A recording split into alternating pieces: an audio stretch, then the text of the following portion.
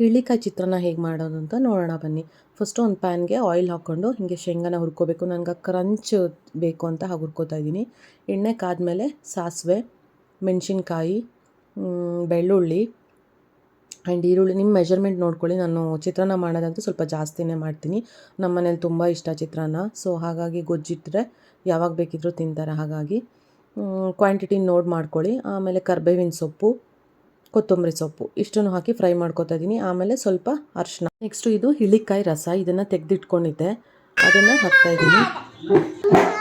ಅನ್ನ ಬೇಕಾ? ಮಂಡಾಕಿ ಬೇಕಾ? ಹಾಂ ಹಾಂ ಆಮೇಲೆ ನನ್ನ ಮಗಳು ಇಲ್ಲಿ ಚಿತ್ರಾನ್ನ ಬೇಡ ವೈಟ್ ರೈಸ್ ಕೊಡು ಅಂತ, ಅನ್ನ ಕೊಡು, ಮಂಡಕ್ಕಿ ಕೊಡು ಅಂತ ಕೇಳ್ತಾ ಇದ್ದಾಳೆ. ನೆಕ್ಸ್ಟ್ ಈ ಗೊಜ್ಜು ಆದಮೇಲೆ ಹಿಳ್ಳಿಕಾಯಿ ಚಿತ್ರಾನ್ನ ತುಂಬ ಚೆನ್ನಾಗಿರುತ್ತೆ, ಡಿಫ್ರೆಂಟಾಗಿ ತುಂಬ ಚೆನ್ನಾಗಿ ಬಂದಿತ್ತು. ಒಂದು ಸಲ ಟ್ರೈ ಮಾಡಿ ಹೇಗಿತ್ತು ಅಂತ ಕಮೆಂಟ್ ಮಾಡಿ. Thank you for watching.